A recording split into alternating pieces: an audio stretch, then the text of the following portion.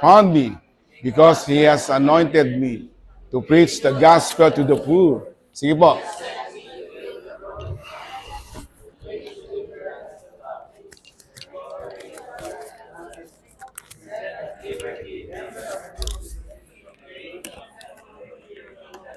And our God is Jesus. He is the anointed one. So, simulan natin ang ating what would you? I am a blessing. I am anointed. I am a deliverer. Good follower. I don't destroy, I build. I am not seasonal. I appreciate everyone and everything. I am part of something big. I'm in partnership with Christ. I am not extreme. Kung kayo po yan iniwala, papalakpakan si Lord. Amen. Ito lang gagawin natin, buhay Kristiyano, lagi nagpapalakpakan. Lagi tayo nagingitian, nagsasayawan, ganun lang ang buhay.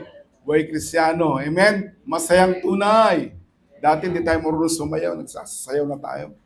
Hindi tayo kumakanta, tahimik tayo. Ngayon, masaya tayo, maingay na tayo. Para kay no?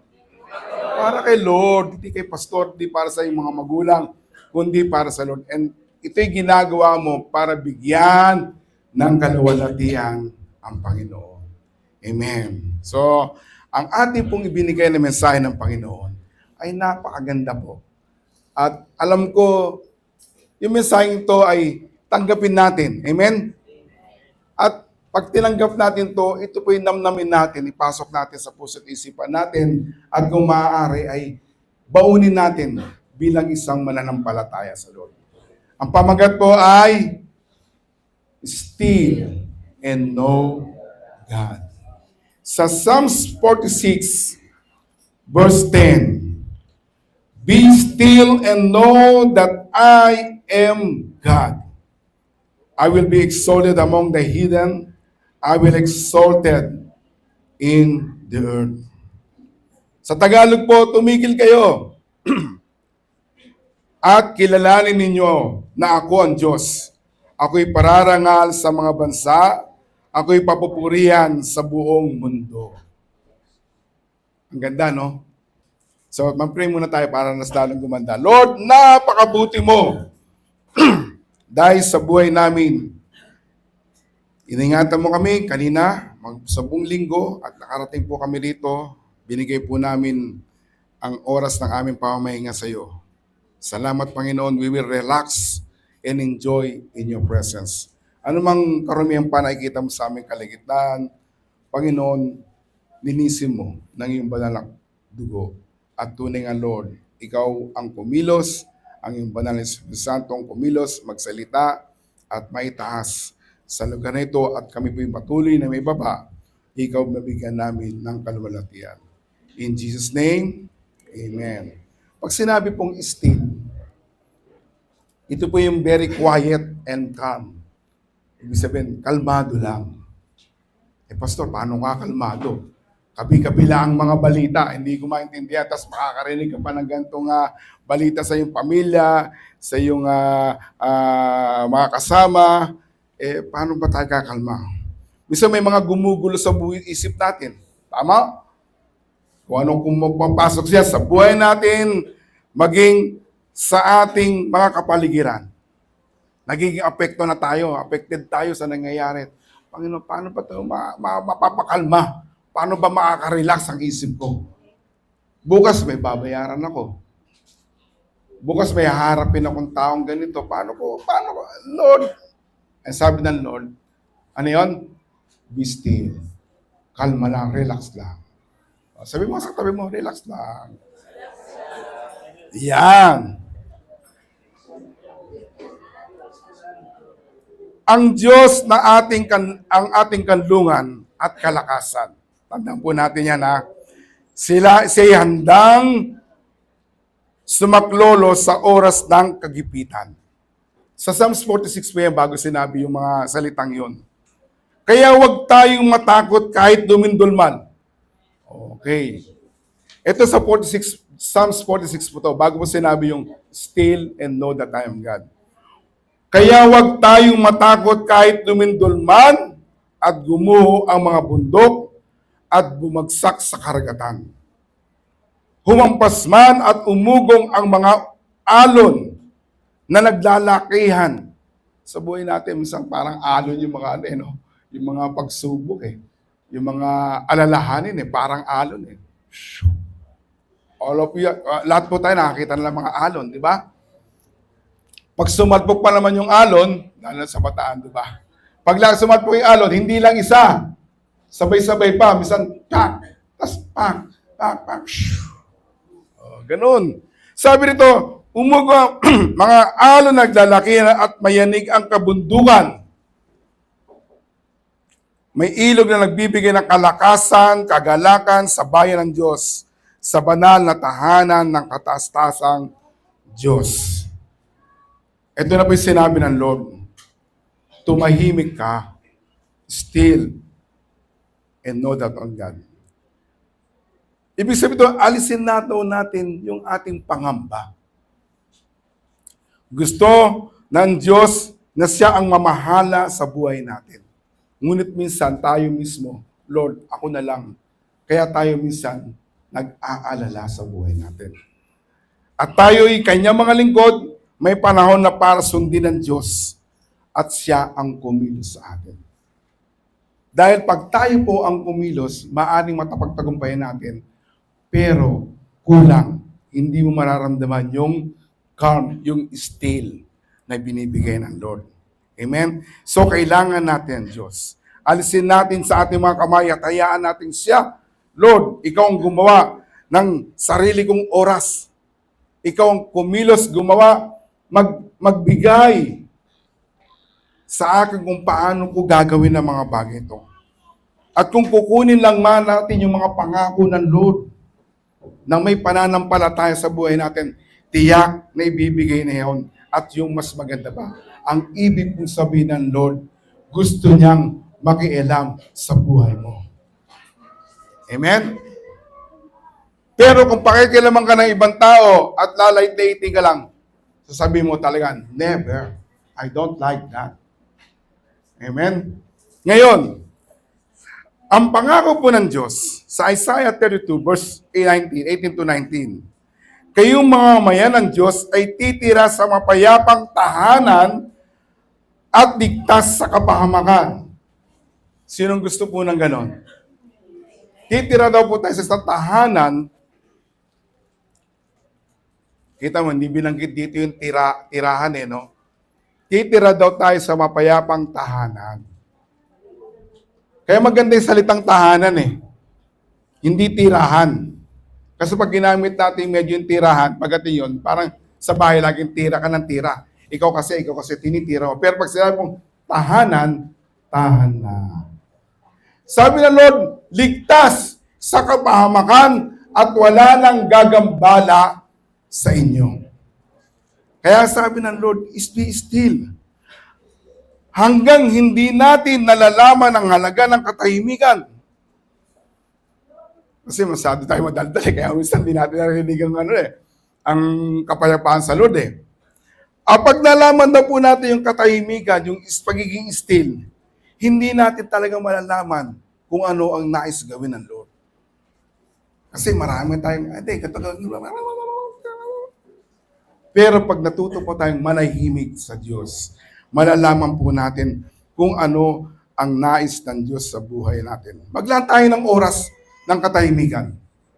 Di ba? Minsan, ewan ko lang, narinig ko na naman ito isang kwentong to. Meron po isang magaling na tao. Nag-isip siya, sabi niya, gusto kong magkaroon ng paligsahan kung sino man daw ang makakapaggawa ng isang drawing yung drawing. Art, yan. Na magpasabing na ito ay magsisimbolo ng kapayapaan. Siyempre, madami sumali. So, anong drawing mo doon? May drawing na parang isang bundok. Imagine. May mga ibon, may lumilipad, tapos may mga puno, maganda yung hangin, maganda yung sikat ng araw.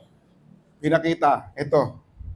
Mayroon naman nag-drawing na isang ilog o dagat, parang dagat, tubig, na walang kaalon-alon. Tahimik. Prinseta. At yung pangatlo, ang drinowing niya, ang gulo. Bagsak yung puno. Bagsak yung palayan. Punong-puno sa paligid ng karumihan. At may mga bagay doon sa paligid niya na isang hindi mo tanggap dahil masyado talaga magulo. Pinakita, presenta. Pinapili ngayon, magtitingin ko sino manalo. Tingin nyo sino nanalo. Kasi may secret pa yun eh. Sino nanalo? 1, 2, or 3? Oh, sige nga. Sa likod, ano? 3, okay. Dito, ano? 1. Ano? Dito ay 1, 3. May 2. Siguro may mabon na 2. Ayan, 2. 1, tsaka 2. So lahat tayo meron, no? Sabihin, kung papipili tayo, sino yung mas dito na nilalarawan ng kapayapaan? Sabi nga, ang pinili po nung judges ay yung number 3. Bakit yun? Ang gulo-gulo lang, bagsak yung puno. Tapos parang dinaanan ng bagyo. Una, sinabi niya, ano yung tinuro ko? Yung una, yung number 1. Kasi yung bundok na yan, pag dumating ang panahon ng bagyo na, dumating yung mga pagkasira, babagsak yan, hindi na peace, wala nang kapayapaan. Tapos, paano naman itong dagat daw, itong ilog ito, maganda, patag, walang alon. Pag dumating po yung bagyo, sigurado, magulo na. Yung pangatlo, ito lang yung secret dyan. Ito lang yung secret. Yeah. Sabi niya, alam nyo, ang daming bumagsak, parang pinagdaanan ng lindol, bagyo. May nakita siyang isang pugad doon ng ibon. Anong ginagawa doon? Andun po yung ibon, nakakanlong doon at payapa siya. Ibig sabihin, anuman ang bagyong dumating sa buhay mo, ikaw ay parang isang ibon na nakapugad doon, nakakanlong, dahil ikaw ay iniingatan ng Diyos. Amen. So, ganun ang buhay natin. So, ngayon sabi ng Lord, may mga nangyayari sa kapaligiran natin. Tama? Hindi natin mapasubali, kadadalang natin ang bagyo. Not once, but twice. Dumating ang bagyo. Gaya ng mga bagyo, nagresulta ng pagbaha. Yung mga paninira ng pananim. Di ba, ang hirap na pag inisip mo, Lord, sana nakapasok ako ng maganda, pero bumagyo, bumaha, hindi ako tuloy ako makalusong. Ganon, may nagresulta ng pagkasira ng mga ari-arian. Marami pong nasira dahil sa bagyo. But the Lord said, still and know God. Maging lindol. Buti nga, hindi tayo tinamaan masyado ng lindol. Pero hindi pa rin masaya sa atin yun dahil kababayan po natin ay dumanas ng mga lindol. Ang dami. Halos oras-oras, ewan ko, may more than 300 times na naglindol doon sa lugar ng Cebu. Nakakaawa po at talaga pong nakakahirap tayuan kung ikaw ay nasa sitwasyon yun. Di ba? Kaya nga minsan talagang naiinip ako sa traffic eh. Ngayon, pag traffic yan, di ba? Tagal-tagal na yan. Ibig na makatawid na kami, malilate kami. Yung pala, pagdaan namin, may nasiraan, naplatad. Ano yung mag-anak na gumagawa. Ilbis na sometimes, huwag na po tayong mag-murmur. Okay, huwag tayong umangal sa buhay natin. Ikaw, dadaan na, tapos na sila. Di ba? Kikilos pa sila ron para makapatakbo. Ngayon, anong ibig ko sabihin dito? totoo po dadaan tayo sa iba't ibang pagsubok, iba't ibang kalamidad, at pasalamat po tayo po ay buhay pa at nakapagpuri pa sa Panginoon. Maging yung mga tao na sa paligid natin.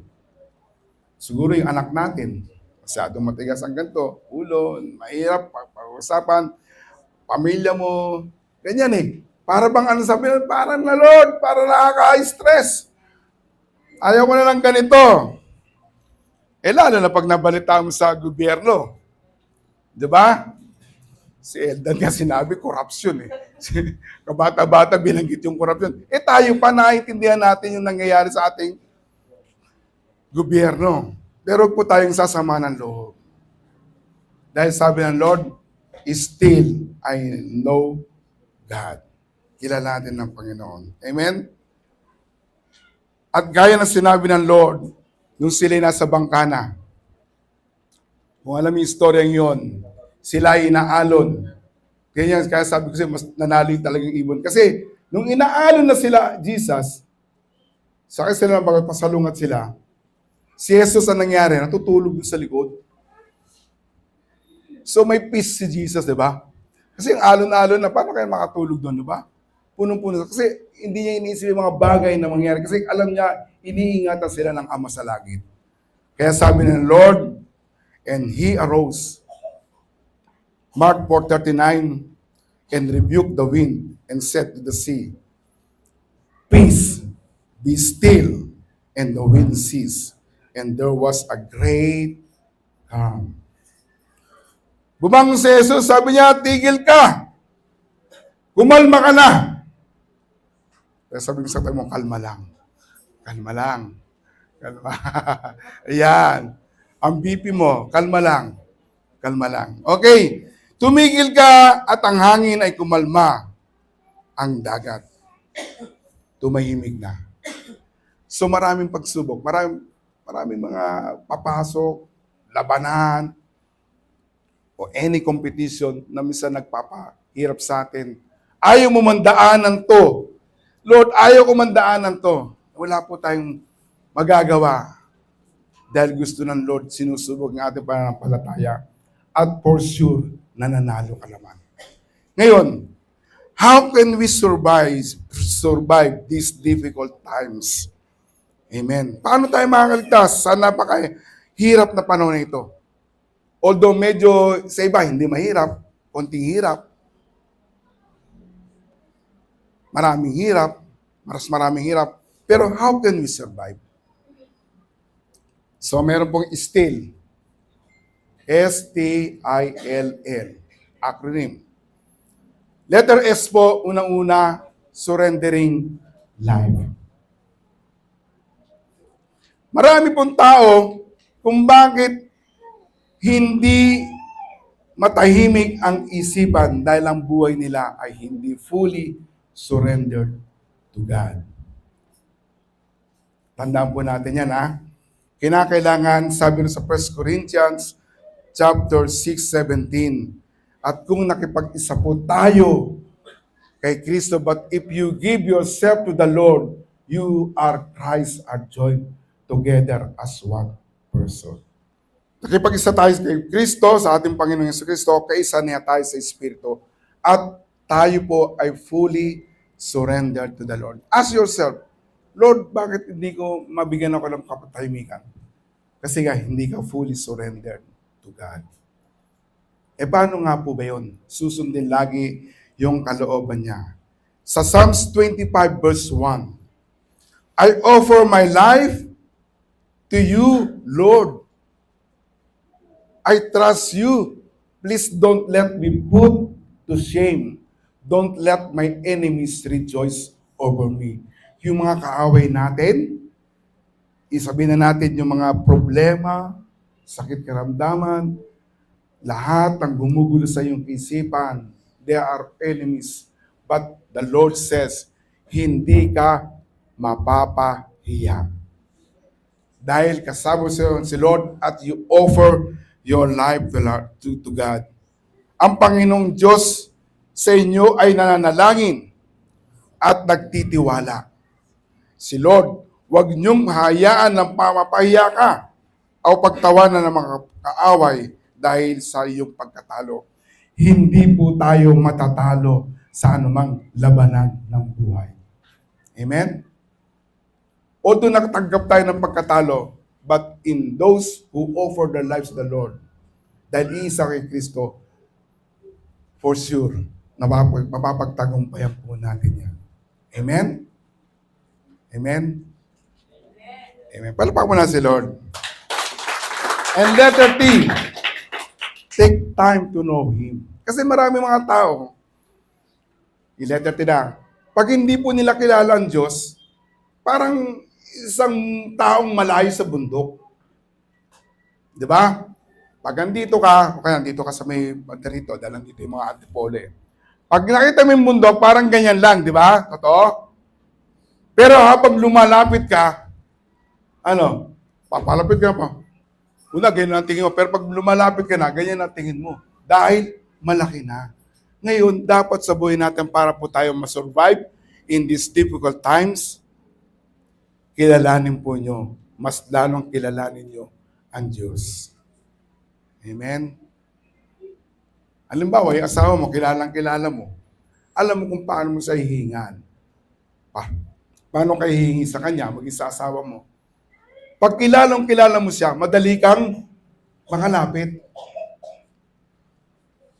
Iyon po yung sinasabing take time. Maglaan ka ng oras para makilala siya. Of course, sa kanyang mga salita. Kaya sabi ni Lord dito sa Matthew chapter 11 verse 29, sundin ninyo ang utos ko at matuto kayo sa akin. Matuto kayo sa akin. Learn from me. Matuto kayo sa akin. Tayo minsan medyo, of course, laging busy. Laging nagmamadali. Take time. Sit and pray and read His Word. Basahin natin. Wala pong sasabihin natin na hindi po istorbo ang Lord sa buhay natin. Lagi po may inilalaan ang Diyos at ng Diyos, naglalaan ng oras ang Diyos sa buhay natin. Siya na po nagsasabi minsan sa atin. Di ba, pagising pa lang, basa ka na ng Bible. Ikaw naman, kakape muna ako. Ganon. Pero tatandaan po natin, ang Lord mismo, nagbibigay na ng oras sa inyo. Kaya bigyan po natin, take time to know Him. Kilalanin natin. Sabi sa Proverbs chapter 8 verse 17, lahat na nagmamahal sa akin, minamahal ko. Makikita ko ng mga naghahanap sa akin. I love them that love me. Kung mahal mo ang Lord, kailangan alamin mo yung kanyang salita. And those that seek me early shall find me. Pero pag hindi niyo po talaga hinanap, kung ano-ano ang hinahanap nyo, hindi po kayo marirelax sa buhay. Amen? Kaya sinidito na sa panahon ng kanyang pangangamba, pag nagbasa siya ng Bible, binibigyan siya ng comfort ng Lord. So take time to know Him. Amen? Amen. Huwag nyo na mga ulit tignan ng ganyan, ha? Huwag nyo tignan ng ganyan. Si Lord po, tingnan natin. Ngayon, ito na, ang number ay naman, nakuha ba? Nakuha kaming tinuturo ng Lord? Ha? Ano yung una? Surrendering your life to God. T, take time to know Him. Letter I, impart all your baggage. Ibig sabihin para gumaang. Ano yung mga bagahe natin? Cast all your cares upon Him because He cares for you. Yung excess baggage natin, sino rito na nag-a-abroad o pumunta sa airport o pumunta sa bus station, pag maraming bagay, ang hirap buhatin no? Di ba? Yung mga bagay natin ng kalungkutan, mga alalahanin, stress, araw-araw, pakikibaka sa sarili, lahat ng ito, bagay na nagpapabigat sa atin. Anong gagawin? Iba to kay Lord, ibigay kay Lord. Huwag niyo sarilinin. Pagkabigay mo, sabi ng Lord, relax. Di ba? Kasi iba naman, binigay ng alalahanin, tiyan, parang isang tao, ginagawa ni Lord yun, tinatapos sa malayo yun. Tinatanggal na. Parang di mo na maalala. Pero ang gagawin naman ng iba, magbabangga, kukunin uli yung binigay sa Lord, ibinat sa Lord. Kaya kinakailangan, pag binigay po natin sa Kanya, ipaubayan natin at siya na po ang mangangalaga sa atin. Amen? Palapag muna si Lord.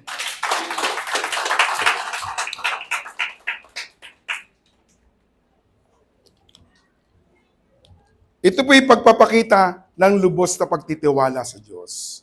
So pag binigay na po natin sa Kanya, Lord, yun na yan. At di ko na alalahanin yan. Hihintayin ko na lang yung ibibigay mo. Amen? Ngayon pa man, kailangan ang pagpapakumbaba para kilalanin na nagmamalasakit ang Diyos sa atin. Lahat ng pangangailangan natin ibigay. In part, ibigay mo lahat sa Lord. Ano yung alalahanin natin? Lord, pambayad sa tuition fee, yun na yan. Basta sa Kanya lahat ng mga alalahanin nyo. Pabigat, stress. Kasi yung tao na puro iniisip yung baggage na nasa Kanya, mahihirapan po at hindi po siya makaagalaw. Dahil dala-dala niya yung marami. Pero ang gagawin nyo, iyon na to, Lord. Magtitiwala na sa'yo. Dahil sabi mo, cast all your cares. Ibigay ko ang lahat ng aking alalahanin. Ipagkatiwala ko sa'yo. Ipagkatiwala sa Kanya ang lahat ng kabalisahan nyo. Dahil nagmamalasakit siya sa inyo. Amen? So, mamaya, pag sinabing iba to, lahat ng bagay, ibig sabihin, bagay ng bit-bit-bit nyo na nagpapahirap sa iyo, mga alalahanin nyo. Ibato nyo na sa Lord. Ibigay nyo na. Impart all your baggages.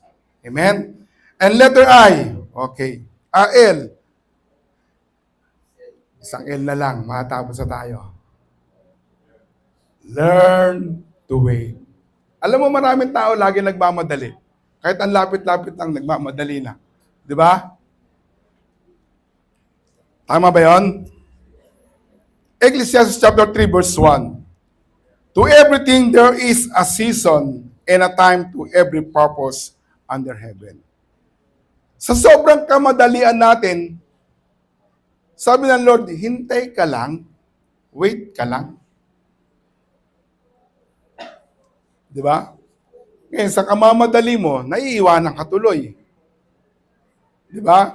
At hindi timing yung pagdating mo sa dapat puntahan mo. Amen? Matuto maghintay. Okay? Para mawala yung stress. Gusto ko nang yumaman. Gusto ko nang kakaisip mo ngayon, lagi kang nakapila sa kung saan ka nakapila. Kung ano yung tinatayaan mo, kung ano yung ginano mo. Iniisip. Kasi nagmamadali ka eh. Huwag kang magmadali. Trust the process ng Lord. He make all things beautiful in His time. Bakit, Pastor, ba't pinagaganda mo, pinatatagal pa, ibibigay naman pala ng Lord? Kasi nga, pag binigay sa'yo ng Lord, parang ang dali lang, no? Pero gusto naman natin yon, di ba? Pero pag binigay ng Lord sa atin yung prayer natin, praise the Lord. Ang ganda pala nun. Ito pala yung pinakamagandang istorya na nangyari sa akin. Hindi tayo mananangan sa sarili natin. Kasi, kaya ako naman na-achieve yun dahil ako talaga naman magaling. Yung promotion na hinihingi mo, kayang-kaya ko naman yan. Mas magaling ako dun eh. Pero pag hinintay mo yung proseso ng Lord, na ibibigay sa iyo, yung promotion, yung inihiling mo sa Lord, ibinigay mo, sasabihin mo, ang kaluwalhatian ay para sa Diyos lang. Amen? Psalms 31 verse 24, magpakatatag ka. Lakasan ninyo ang inyong loob, kayo mga umaasa sa Panginoon. Ibig sabihin, if you are waiting to the Lord, sa Kanya mo lamang inaasa lahat. Di ba yung mga farmers, nagtanim ba sila, pagtanim nila bukas, bigas na yan, palay na yan. Di ba hindi? Gaano sila katagal naghihintay? Mali ka. 3 months. 3 months yan. Sometimes 4 months. Mabilis naman yung bro. Pero, hindi lang yung alalahanin nila. Ano ba? Ay, baka bagyuhin. Di ba? Dadapa yung palay pag malaki na. Pero nagtsatsaga sila. Kasi alam nila, ang Lord na magpapatubo. At yung tanim nilang yun, inintay man nila na matagal, sila ay makakain at magkakaroon ng maraming palay. Ganun din po tayo. Huwag tayong mainggit kung medyo umunod na sila. Darating po yung oras nyo, yung time nyo, na kayo naman ang sasabihin na natin, it is your time to shine. Amen? Diliwanag ka. Makikita ka. Uy, si sister, si brother, nakuha niya yung promotion niya. Uy, nabigyan na pala siya ng magandang negosyo. Uy, nagkaroon na pala siya ng sakyan. Nagbigyan na pala siya ng magandang bahay, maayos sa bahay. At iyon po ay magbibigay ng kaluwalhatian sa Panginoon. Kasi kaya minsan tayo na-stress, masyado po tayo nagmamadali. Learn to wait. Sabi mo nga sa tabi mo,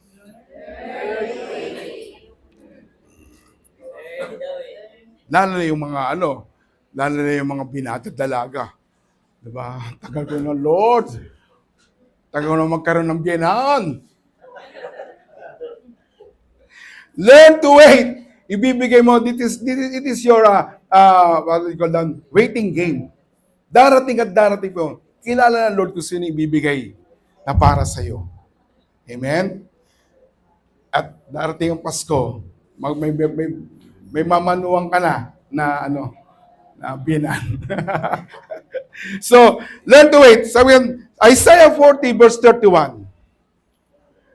But they that wait upon the Lord, ito rin yung mga naghihintay. Misa naghihina na, sabi ro, shall renew their strength. They shall mount up with wings as eagle. They shall run and not be weary, and shall not walk and not faint. Ganun daw, binabalik ng Panginoon lagi yung kalakasan na wala natin. Lord, kailan ako maghihintay? Pero sabi, Lord, mag-wait ka. Ang strength na nawawala sa'yo, ibabalik ko. Tumakbo ka man, hindi ka mapagod. Lumakad ka man, ay hindi ka maghihina. Sabi ron sa Isaiah 60 verse 2, I am the Lord, it is time I will do it this swiftly. At least, the least of you will become 1,000, and the smallest a mighty nation. Sabi rito, ang mga pangako ay hinahanap natin upang magkaroon ng katuparan. Ngunit, matyaga po tayong maghintay kung kailan po ibibigay ng Lord yun. Amen? Kinokontrol niya ang kasaysayan. Kaya nga sabi ko sa inyo, yung kwento ng buhay mo, lagi pong may magandang nangyayari. At pag hiningin ng Panginoon yan sa ating buhay at yung mga plano iyon, it will give glory to the living God. Sabi ron, tatagalugin ko lang, kakaunti sila pero dadami sila. Mga kapuspalad sila pero sila ay magiging makapangyarihang bansa. Kung iniisip mo ngayon, down ka, darating po ang panahon, sa Diyos po nagsabi, ako ang Panginoon ang gagawa nito pagdating ng panahon, ikaw ay magiging makapangyarihang bansa. Amen? Palpak po natin si Lord. Amen. Sabi nito, kapuspalad ka, pero sila'y magiging makapangyarihang bansa. Kayo po ay magiging makapangyarihan. Time will come. It is a time of God. Kayo po ay magsashine at kayo po ay magkakaroon ng lahat ng mga bagay na nais nyo sa buhay nyo. Just learn to wait. Pero hindi naman masyadong matagal yun. No doubt matagalan. Kung payayamanin mo sila, gawin mo na kagad. Amen? Tapos, ang panghuli na po, huling-huli na. Look unto Him. Kita nyo? Looking unto Jesus. Sa Hebrew chapter 12 verse 1 yun. Pero sa verse 2, ito sabi, ituon natin ang ating paningin kay Jesus na siyang sandigan ng pananampalataya natin. Kung ang inaasahan nyo, yung pera nyong hawak ngayon, you can survive 10 to 15, 20, 30 years. Sayang, if you will fail. Kung inaasahan nyo yung trabaho nyo, dito na ako, hindi na ako magkukulang. Kung iyan po ang inaasahan nyo, mahina po ang inyong pananampalataya. Pero kung ang inaasahan nyo, itutuloy nyo yung pananampalataya, sandigan nyo kay Jesus. If you focus and looking unto Him, I'm sure, anuman ang bagyong dumating sa buhay natin, hindi po tayo babagsak. Amen. Kaya tayo, umasa lang po tayo. Look unto Jesus. He is the author and the finisher of our faith. Amen. Tumatakbo po tayo sa isang karera. Parang takbuhan, sige. Pero ang sinusundan po natin, si Jesus. At pag tumakbo po tayo, hindi po tayo tumatakbo ng patras. Tumatakbo po tayo forward. Diretso po. Hindi pa lingon-lingon. Kasi pag lingon-lingon ka nun, mag-iiba yung isipan mo, magdo-double yung mind mo, matitisod ka lang. Kaya huwag kayo tumingin sa tao. Ha? Huwag yung tingnan si pastor. Pero tingin muna kayo sa akin. Kasi pag gano'n na kayo, di pala titigil, di gaganon ako. Ibig sabihin, huwag yung faith nyo, ilalagay nyo kay pastor. O sa yung kapatid, pag nawala na siya, wala ka na rin. Hindi ganon. Ha? Patuloy lang. Diretso lang. Kung may nawala man, diretso pa rin. Kaya yung kanta nga natin, sabihin, kinanta, maganda yun yung kapangyarihan mo. Dadaloy, dadaloy, dadaloy. Pag tayo po ay nakatuon kay Jesus. Amen? Iyan po yung dapat nating makita at salubin natin. Pinahalagan po yan ng Diyos sa buhay natin. Ang ating determinasyon, iyan ang dahilan kung bakit tinatawag niya tayo sa mga bagay na pagtitiis. Tiis mo na. Pagdating ng panahon, habang ikay nakapokus sa Lord, ginagawa mo yung kalooban ng Diyos, darating ang panahon, you will be shine. Niliwanag ka sa ibang tao, makikita na. Sa halip, tumingin tayo sa dulo kung saan makikita natin si Jesus na kasama nating tumatakbo. Sabi ko, Lord, paano ba yun? Kung alam ba pag bumagsak ang tao, nauna ka dahil ikaw sinusundan, anong mangyayari? I-stop mo na si Jesus, babalikan ka niya at pilit ka niyang itatayo. At tapusin natin to. Amen? Itong mundo na ginagalawan natin. Si Jesus po ang modelo at mag-focus po tayo sa Kanya. Psalms 146 verse 3. Huwag kayong magtiwala sa makapangyarihang tao o kanino man dahil sila'y hindi makapagliligtas. So malinaw na malinaw Huwag natin ibigay yung ating trust sa mga tao yun dahil hindi naman po sila talaga ang makapagliligtas. Mas mabuting manalig, Psalms 118 verse 8-9. Mas mabuting manalig kanino? Saan? Hindi, yun ang Panginoon. Sabi po natin, mas mabuting manalig sa Panginoon. Amen. Welcome po sa atin. Sa halip na magtiwala ka sa mga pinuno. So, sa Panginoon po tayo dapat magtiwala. Amen. Kaya kung ano man meron po tayo, just give it to the Lord. Your time, your talent, your treasure, ibigay po natin sa Lord, ipagkatiwala natin sa Lord. Kung tumatakbo man tayo sa labanang ito, hindi po tayo bibitawan ng Panginoon. Amen? Mas mabuting magtiwala o manalig ka sa Panginoon kaysa sa mga taong na mga namumuno sa atin. So anong conclusion natin dito? Anong gusto ipaiwating ng Lord? 2 Corinthians chapter 7:14. Yung mga nangyayari sa bansa natin, ito lang naman po ang solusyon eh. Kaya tayo naging affected din dahil sa lugar na to, sa bansang ginagalawan natin dahil may pagkukulang sila sa Panginoon. At minsan, tayo mismo may pagkukulang. Sabi ron, and my people who are called by my name humble themselves and pray and seek my face and turn from their wicked ways. Then I will hear from heaven and forgive their sin and heal their land. Ayan pong kulang sa bansa natin.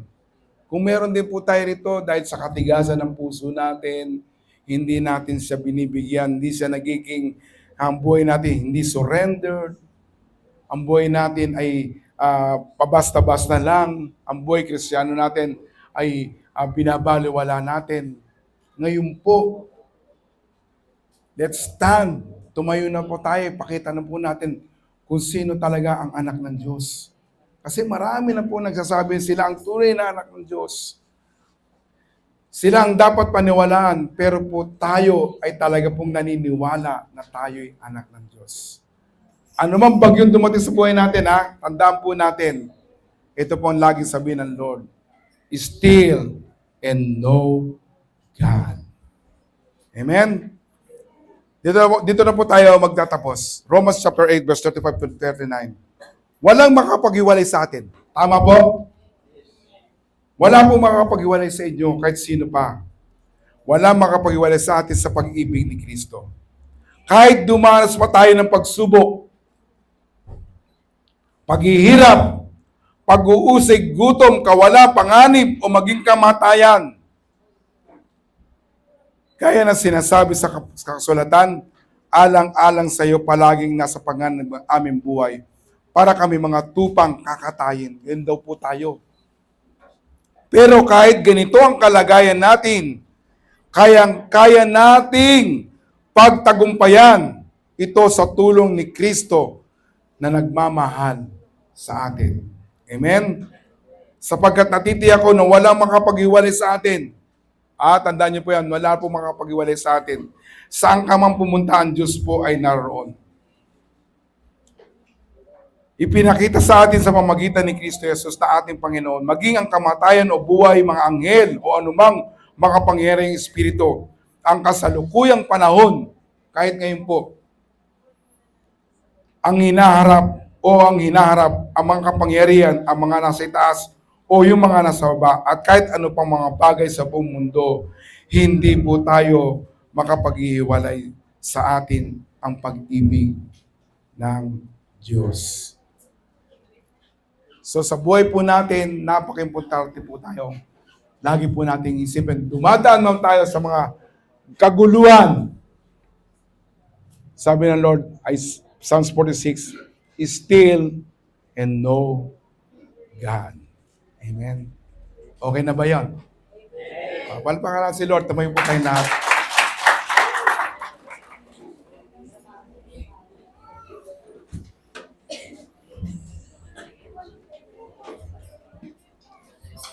Ngayon, yung mga dala-dala natin, mga bagahin po natin, ibigay na po natin sa Lord. Paglabas natin dito, magaang na tayo. Nabawasan na tayo ng mga bagahin natin. Bagahin ng problema, bagahin ng sakit karamdaman, bagahin ng tawag to, yung punong-puno ng kalungkutan, tatapusin na po ng Lord yan. Amen? Ibibigay na po natin yan. Amen. Praise the Lord. May isang awit po ron, yung awit ng Lord. Awit na almost 20 million na nakapanood dito. At alam natin yon. Yung awit na still. Sige, awitin nga mga sister. Pakinggan nila. And then after that, we will sing together.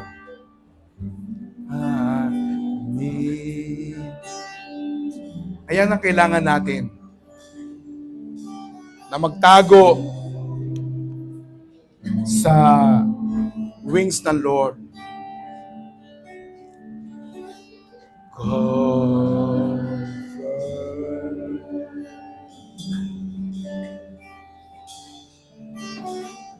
In your mighty hand, and the ocean rise and thunders roar. I will soar with you above the storm. Father, you are king over the flood.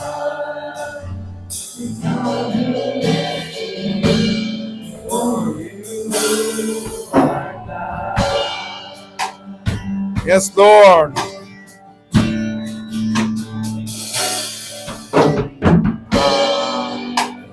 My soul,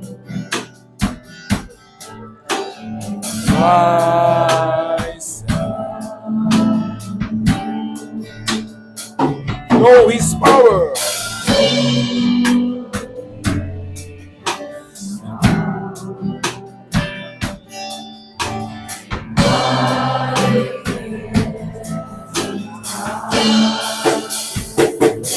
The ocean the thunders roar.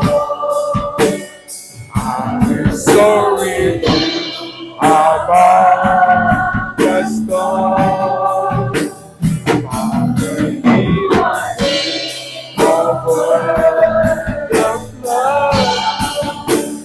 I will be still, know you are God. Come on, sing a song. And the ocean rise and down. Kasama mo ang Lord sa bagyong dumarating sa iyo. Above the throne, Father, you are King of earth. And I will be still, know you. Alam ko, ang bawat sa nakakangiti pa tayo, pero deep inside, may nararamdaman itong mabigat sa buhay natin na hindi mo dapat tatanggapin pero nangyari sa iyo, nangyari sa buhay mo. Pero dumadaman po tayo sa ganyang storm, tumasman yung mga alon sa buhay natin. Sabi ng Lord, Lord, kasama mo ako dyan, itaas mo ako, sapagkat ikaw ang kinikilala ko na magliligtas sa akin. Ngayon, ibigay na natin ang bagahe natin sa Lord. Ibigay na natin ang lahat ng kabigatan sa buhay natin. At ng mga nagpapahirap sa atin, mga alalahanin. Now, it's your time. It's time. Ibigay natin. Come on. Ibigay nyo na yung mga kabigatan sa Lord. Yung mga nararamdaman yung sakit, nararamdaman yung panghihina, ibigay nyo na sa Lord. Yes, yes, Lord. Pakinggan mo yung mga anak. Pakinggan mo ang yung mga anak na lumalapit sa nagtitiwala lamang. Yung mga stress, mga depression sa buhay nyo, ibigay nyo na sa Panginoon. Cast all your cares to Him, for He cares for you. Lord, hawakan mo. Yakapin mo ng pagmamahal ang iyong mga anak. Yakapin mo, Panginoon, ang bawat sa ng iyong kabutihan. At kami kikilala at magiging kalmante dahil ikaw ang Diyos. Ikaw ang kilala naming Diyos. Salamat, Panginoon. We find rest in you, Lord. Find rest in you.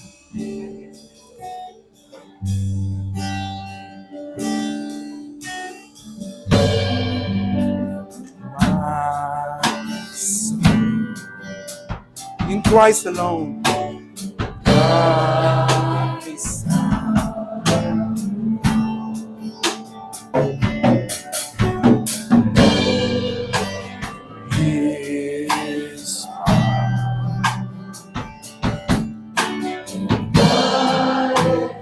Ulitin po natin, find rest in you. my soul. In Christ alone. Christ.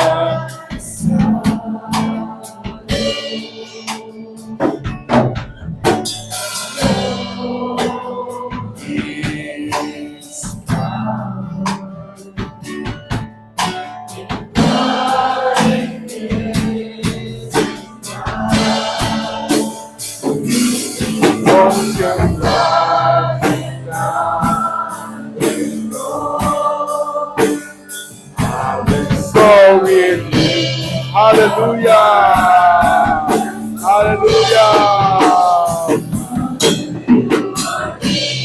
Oh,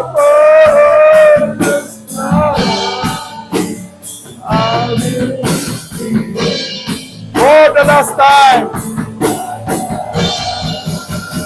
And the ocean and down the storm. I'm sorry about the storm. Father, you are king over the clouds. For you are God. How you speak. For you are God. How you speak.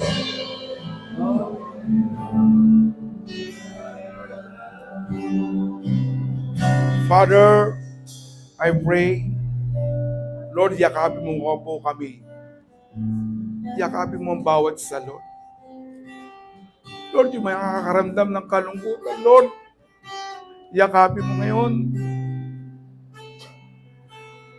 Yakapin mo kami ng iyong pagmamahal. Itago mo kami, Panginoon, under your wings. Now, Holy Spirit, move. Holy Spirit, move. Mahal po tayo ng Lord. Mahal na mahal kayo ng Lord. Yung nangyayari sa kapaligiran natin, pag po nating alalahanin ang mga bagay na yun, ang Diyos po ang tutulong sa buhay nyo. And time will come na makikita nyo kung paano kumilos ang buhay nyo. Salamat, Panginoon, dahil ikaw ang nagmamahal sa iyong mga anak. Holy Spirit, we love you. Father, we love you. Jesus, we love you. Come on, papuri po tayo sa Panginoon. Sabihin po natin kung anong gusto natin sabihin sa Lord, papuri. Lord, napakabuti mo. Sabihin mo ang Diyos ang nagmamahal sa iyo. Sabihin mo ang Diyos ang nag-iingat sa pamilya mo. Salamat, salamat, salamat. Thank you, Lord. Thank you, Lord. Panginoon, kami napakaligaya. Kami masaya dahil ikaw ang kasama namin. Hindi mo kami iniiwanan man. Hindi mo kami pinababayaan. Sasama-sama kaming tatakbo. Kasama ka, Panginoon, at kami ay nakapokus sa iyo, Lord. Oh, hallelujah, hallelujah, hallelujah. We find rest in you, Lord Jesus.